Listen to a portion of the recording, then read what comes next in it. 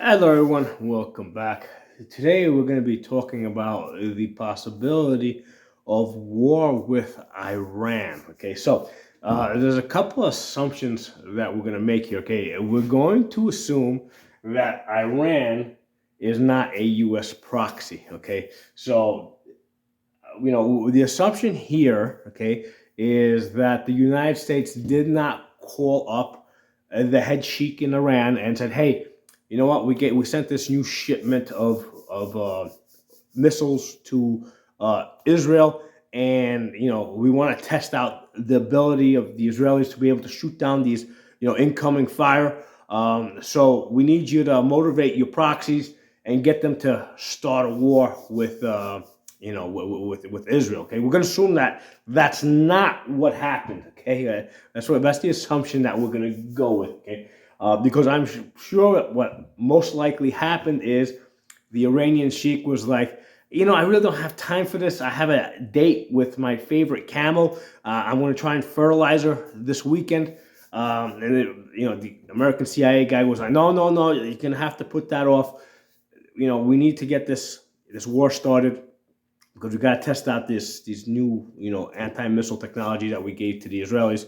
We want to be able to fine tune it, that kind of stuff. Okay, so assuming that that's not what happened, okay, and that Iran is actually the one in charge, and it itself is motivated to get Hamas, Hezbollah, and the Houthis to attack Israel on its own.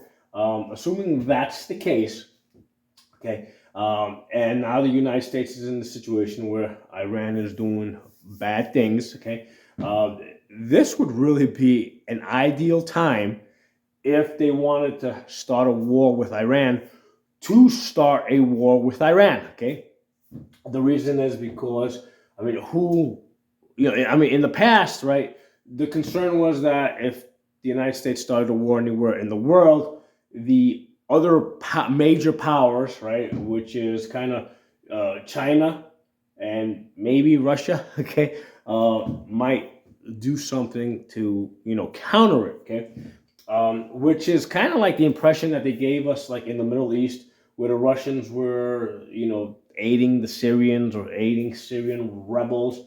And if that's the case, the appearance is that the United States got pissed off at the Russians for giving them a hard time in Syria. So they decided to basically start something up in Ukraine in order to keep Russia busy near their own border. Okay, and at the same time, simultaneously, whipping NATO into shape. Getting the European countries to all of a sudden come back, running into NATO and reassessing their love for the United States. Okay, so um, assuming that Iran is not a U.S. proxy, assuming that Iran is acting on its own. Now that Russia is really busy with Ukraine, that would be an ideal time if they wanted to hit Iran. To hit Iran. Okay. Now, what would they hope to accomplish out of something like this? Well, they keep talking about um, Iran developing nuclear technology. Obviously, nuclear facilities are very stationary. The CIA probably knows exactly where they are, how deep on the ground they are. So that would be one of the goals. Hitting the various the missile sites, again, the large things that are easy to see on satellite.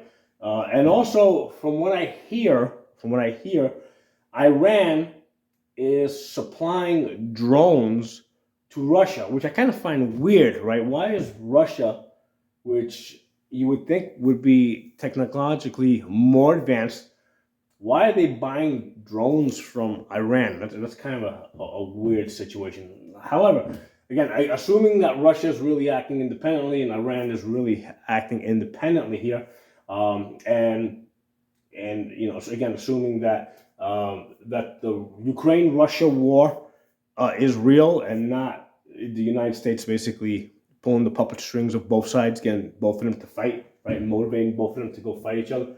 Um, Assuming that's the case, um, if Russia is using these drones to basically fight this war in Ukraine, again attacking Iran, attacking the factories that create those drones, would also have the added benefit of aiding the Ukrainians. Okay, so I mean, it's just again, this is kind of like the way things look.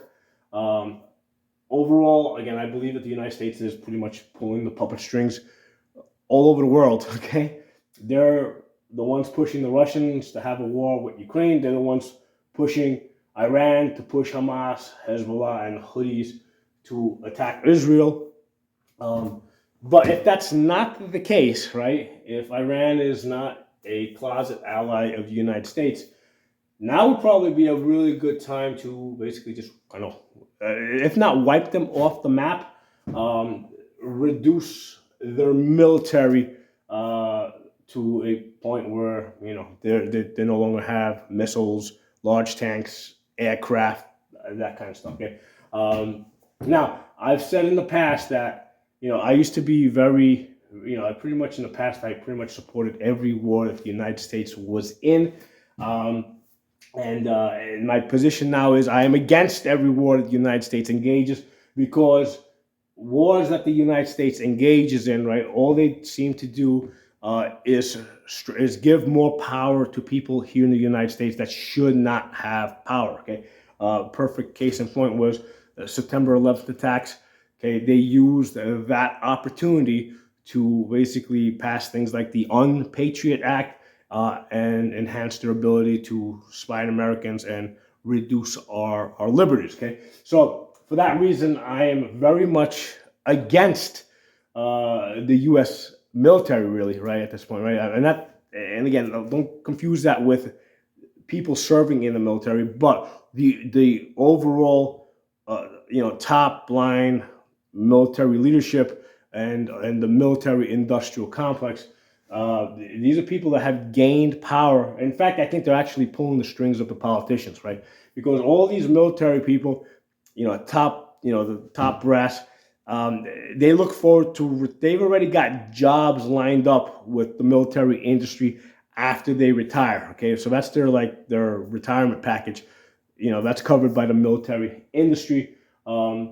Likewise, I'm sure that the industry gives funds the campaigns of all the politicians. So the reality of it is that the military industry of the United States really is in control of the United States. Okay, so that's why I am against against the U.S. going into any wars, because it empowers people in the United States that should not have power.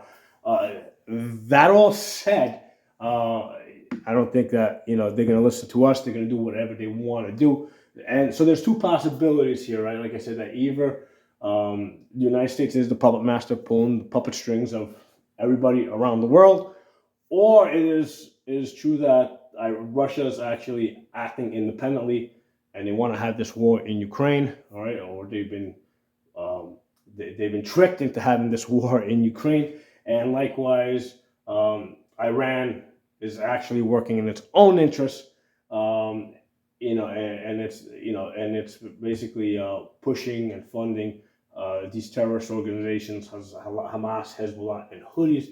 If that's the case, okay, logically speaking, strategically speaking, this is the perfect time to attack Iran and basically get them off the map. Okay? Again, not that I think they're going to do it, because I said this in a prior video. Iran is the mechanism by which the United States controls Egypt, Saudi Arabia, and Israel. Okay, you take away Iran, and now Egypt, Saudi Arabia, and even Israel really don't have a need for the United States. Okay, so by keeping Iran on the map as a credible threat, you keep Egypt, Saudi Arabia, and Israel eating out of your hand, basically. Okay, China seems like it's It seems like China does business with Israel, so I don't think that they have a real interest. I don't think they have too much of an interest in this. I mean, I think they want to keep their business relationships with Israel. In the last video, I talked about China and Taiwan. And again, I think the United States is using China, feeding China, right? Because basically they get most of the money from us, from the United States. I think they use China to kind of whip the rest of Asia into place, right? That's how they control Taiwan, control Japan, control, South Korea, right? All these big money places in Asia. They use China to control them, right? Otherwise, because if you think about it, if China was a true enemy, right, wouldn't we just stop doing business with China? Okay, you don't trade with enemies, you trade with allies. Okay, so ignoring what the government tells us, if they're allowing a huge trade to continue with China, they're not an enemy. They're an ally. They're doing business with them. Okay, so again, there's a lot more going on here behind the scenes. So I think China is just a mechanism that they use to keep Asia under control. The one I mentioned this last time. The one wild card in this is Turkey.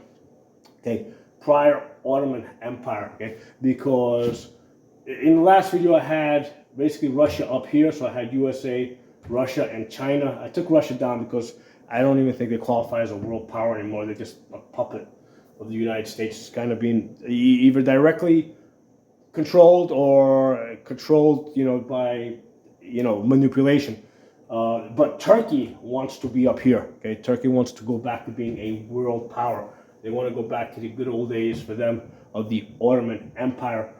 So Turkey is the one to really keep an eye on, because if the United States goes to war, decides to knock out Iran, there is a good chance, right, that Turkey is the one that might try to back Iran up. Okay, it won't be Egypt and it won't be Saudi Arabia, because they have a very nice relationship with the United States. They're basically driving around in U.S. tanks. They're flying U.S. airplanes. All these, U.S. airplanes, right? Just look at the targeting systems. They're run by computers, okay? So I seriously doubt the United States sold airplanes and missiles to Egypt and Saudi Arabia that run on electronics without having a backdoor off switch, right? Where they could just shut down that equipment, electronically at the flip of a switch, okay? Or vice versa. If they don't continually get the signal, they automatically shut down, okay? Now, Turkey, I also believe gets some equipment from the United States, but they also develop their own. So that's the one I would watch, okay?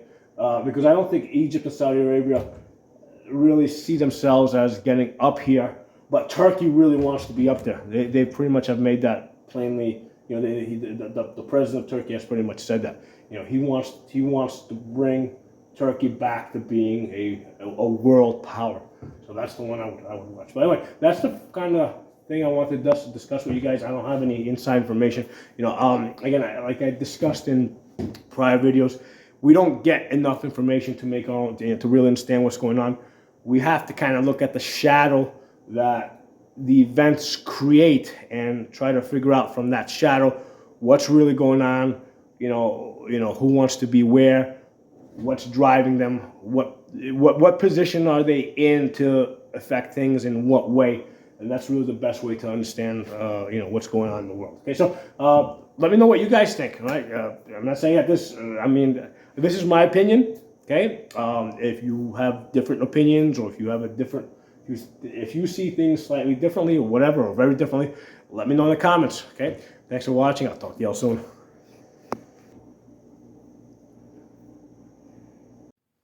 Hey, one more thing worth adding. How difficult do I think that a war with Iran would be for the United States?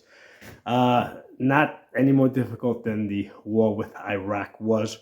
Prior to the point where they started going house to house. Okay, so I don't think there would be any need for that. I think the ideal type of strategic situation would be to essentially destroy half of Iran's army, and then give them a reason to want to protect the other half. Right? So you take half of it away, and then you say, "Hey, listen, you want to keep the other half? Sit down and shut up." Okay, that's what I think would kind of make sense.